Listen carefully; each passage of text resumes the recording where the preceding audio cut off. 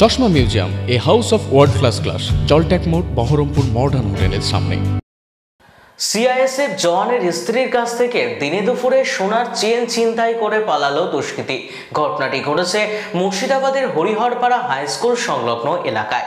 জানা যায়, বহরমপুর থেকে স্কুটিতে করে হরিহরপাড়ার রোকনপুরে বিয়ের অনুষ্ঠানে যোগদান করতে যাচ্ছিল সিআইএসএফ জওয়ান ও তার স্ত্রী।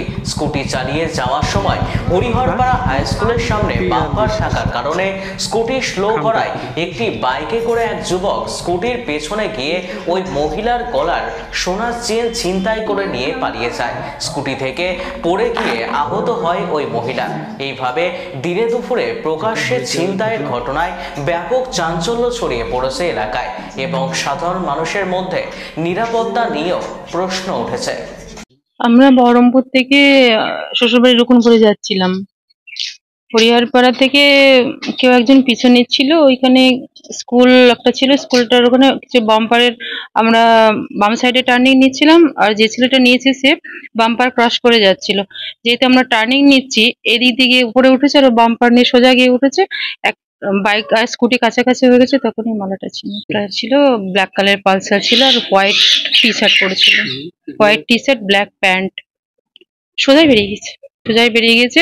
আমার হাজবেন্ডও পিছা করেছিল, কিন্তু আমি যেহেতু স্কুটি থেকে পড়ে গেছিলাম, সো কিছু দূর যাওয়ার পর আমি চিৎকার করছিলাম, কিন্তু সামনের লোক হয়তো বুঝতে পারেনি কিংবা শুনতে পারেনি, বুঝতে পারিনি। তবে আমি পড়ে যাওয়াতে কিছুদের পিছা করার পর আমার পিছনে আবার আমাকে নিতে আবার আমার হাজবেন্ড ফিরে আসে। তারপরে কোথায় গেছে জানি না। সোনার চেন ছিল, অবশ্যই চাইছি সোনার চেন আমি ফেরত পাই, সেটা তো অবশ্যই আমি চাইবো। আমার মতন যেন আরো কোনো মেয়ের এরকম পরিস্থিতি নাই। দেখতে পাচ্ছেন কি অবস্থা হয়েছে। আমার মা হরিহরপাড়া থেকে পিছু নিচ্ছে।